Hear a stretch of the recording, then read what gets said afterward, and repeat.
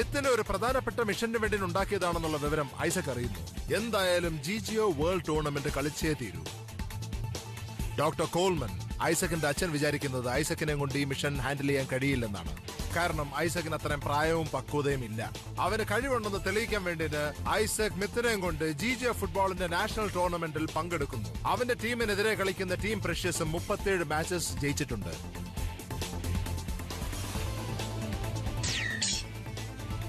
Episode 3 battle in the arena. അല്ല, 37 match ജയിച്ചൊരു ടീമിനെ നമ്മൾ എങ്ങനെ തോൽപ്പിക്കാൻ പോകുന്നത്? പറയാൻ പറ്റില്ല. നമ്മളിപ്പോ തന്നെ കളിക്കാൻ തുടങ്ങിയ ആ റെക്കോർഡ് നമുക്ക് കിട്ടിയാലോ? ട്രൈ ചെയ്യാന്നേ. എന്റെ ഊഹം ശരിയാണെങ്കിൽ 2 വഴിയുള്ളൂ ഒരു ടീമിന് 37 തവണ ജയിക്കണമെങ്കിൽ. അതെന്താന്ന് പറ. ഒന്നെങ്കിൽ അവര് ചീറ്റേഴ്സ് ആയിരിക്കും. ഓ, എന്റെ ടീമി, ഇത് ഇന്റർനാഷണൽ സ്റ്റാൻഡേർഡ് ഉള്ള ഗെയിമാണിത്. എല്ലാ മാച്ചും മോണിറ്റർ ചെയ്യാൻ ഇലക്ട്രോണിക് റഫറീസ് ഉണ്ട്. അവര് ശരിക്കും ചീറ്റേഴ്സ് ആണെങ്കിൽ ആരും കാണാതെ ഇങ്ങനെ 37 ജയിക്കാനാവില്ലെന്ന്. ഞാൻ പറയാൻ വന്ന രണ്ടാമത്തെ ഓപ്ഷനിൽ നിങ്ങൾ ഷോക്ക് ആവരുത്. ഇനി അതെന്താണാവോ? ചിലപ്പോ അവര് ലക്കി ആയിരിക്കും. എന്താ? ഇനി നീ ഒരു അക്ഷരം മിണ്ടരുത്. നീ വിഡ്ഢിയാണെന്ന് പറയും. ടാലന്റ് ആണ് ഈ ഗെയിമിൽ വളരെ പ്രധാനം. ഞാൻ ആ ഒരു കാര്യം മാത്രമാണ് വിശ്വസിക്കുന്നത്.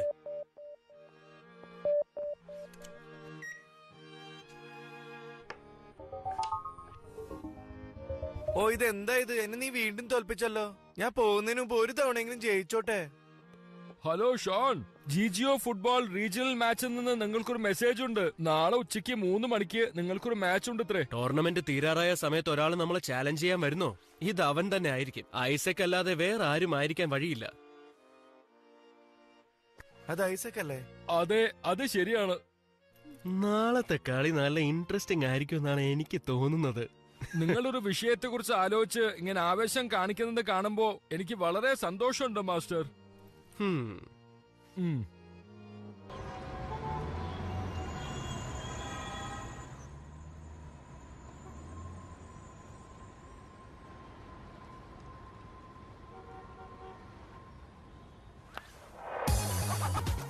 ഞാൻ എന്റെ ജിജിഒ കോഡ് ആക്സസ് ചെയ്തു. നമുക്ക് നാളെ ഒരു മാച്ച് ഉണ്ടല്ലോ അല്ലേ ഐസക്?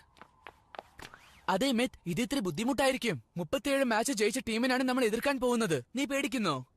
ഇല്ല, ഞങ്ങൾ റോബോട്ട്സ് ആണ്. അതുകൊണ്ട് തന്നെ ഞങ്ങൾക്ക് പേടിയും വേദനയൊന്നും ഉണ്ടാവാറില്ല. ഞങ്ങൾക്കാകെ അറിയാവുന്നത് കഴിവിനൊത്തവണ്ണം പരിശ്രമിക്കണമെന്നതാണ്. ഞങ്ങളിലാരും ഒരുപാട് ചിന്തിക്കാറില്ല. കാരണം ഞങ്ങൾ വെറും മിഷൻ മാത്രമല്ലേ.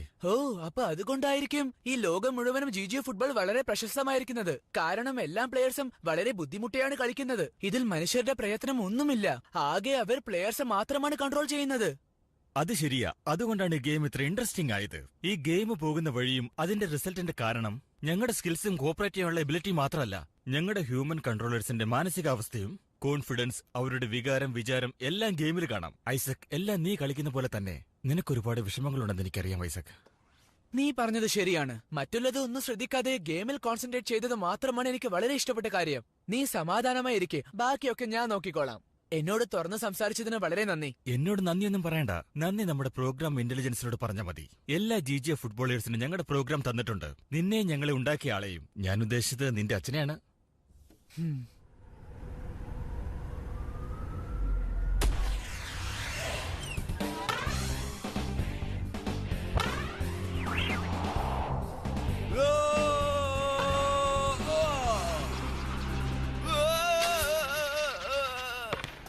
അത് നല്ലൊരു ക്യാച്ചായിരുന്നു മേത്ത്.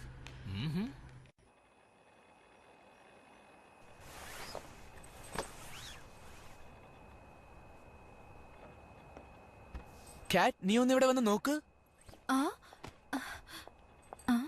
എന്താ ഇത്?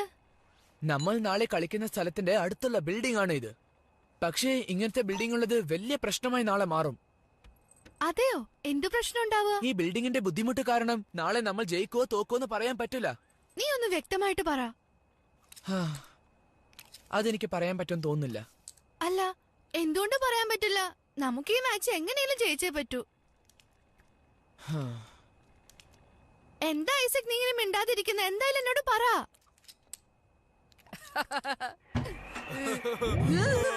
കാണാൻ സുന്ദരിയായ ഒരു പെണ്ണ് എന്തെങ്കിലും ചോദിച്ചാൽ അങ്ങനെ മിണ്ടാതിരിക്കരുത്. നീ ഉത്തരം പറഞ്ഞേ പറ്റൂ. ഞാൻ പറഞ്ഞത് കേട്ടില്ലേ? ഐസക് ഇതൊന്നും ശ്രദ്ധിക്കുന്നേ ഇല്ല. കണ്ടോ, അവള് കാറി പൊളിച്ചിട്ട് അവൻ അനങ്ങുന്നില്ല. ഓ എന്താ ഐസക് നീ ബിൽഡിംഗ് തന്നെ നോക്കുന്നത്? ഒന്നും മിണ്ടാതിരിക്കോ. നാളെ ഗെയിം ജയിക്കാനുള്ള വഴി ഞാൻ നോക്കിക്കൊണ്ടിരിക്കുക.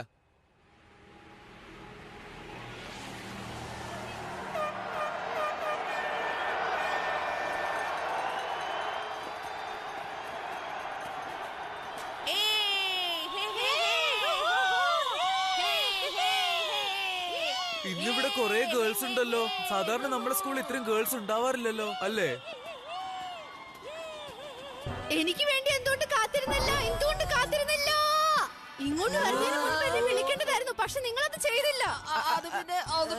എന്തോന്ന് ഞങ്ങള് രാത്രി ഉറങ്ങാതെ നിങ്ങൾക്ക് വേണ്ടി ബാനർ ഉണ്ടാക്കിയത് ഇത് കണ്ടില്ലേ? ഗോ വേൾഡ് ചാമ്പ്യൻസ്, നിങ്ങളാണ് ബെസ്റ്റ്. ഗോ വേൾഡ് ചാമ്പ്യൻസ്, നിങ്ങളാണ് ബെസ്റ്റ്. അവളിവിടെ വേണ്ടാന്ന് ഞാൻ പറഞ്ഞത്. ദേഷ്യം വന്ന അവള് നല്ലതൊന്നും ആലോചിക്കാറില്ല. അവളെ അധികം കുറ്റപ്പെടുത്താൻ പറ്റില്ല. ഇതൊക്കെ അവള് നമ്മൾക്ക് വേണ്ടിയല്ലേ ചെയ്യണേ, നമ്മളെ പ്രോത്സാഹിപ്പിക്കാൻ വേണ്ടി. അത് മനസ്സിലാക്കണം. എന്തായാലും ഞാൻ നിങ്ങളുടെ മാനേജർ അല്ലേ, നിങ്ങൾക്ക് വേണ്ടി ചിയർ ചെയ്യുകയാണ് എന്റെ ജോലി. ഇതിൽ ഒരു കുറവും വരുത്താൻ പാടില്ലെന്ന് ഞാൻ വിചാരിക്കുന്നേ.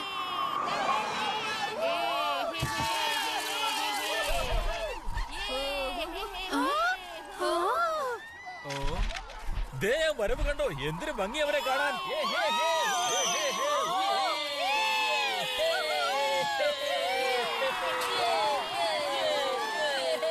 ഞാൻ ചെയ്തത് കൂടിപ്പോയെന്നല്ലേ പറഞ്ഞത്. ഇയാളാരാ? ഓ, എനിക്ക് വിശ്വസിക്കാൻ പറ്റുന്നില്ല. എന്ത് സുന്ദരനാ. ഓ, ഷോണിന് ഇപ്പൊ ഒരു ഫാനും കൂടി കിട്ടിയെന്നാ തോന്നുന്നത്. നിങ്ങളുടെ പേര് ഐസക് എന്നല്ലേ? നിങ്ങളുടെ പേര് ഷോൺ എന്നല്ലേ? നിങ്ങളെ കണ്ടതിൽ സന്തോഷം.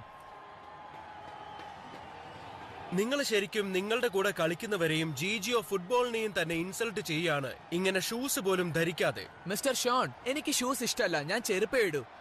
പിന്നെ നീ നിന്റെ കാര്യം നോക്കിയാ മതി. ഇവൻ ഭയങ്കര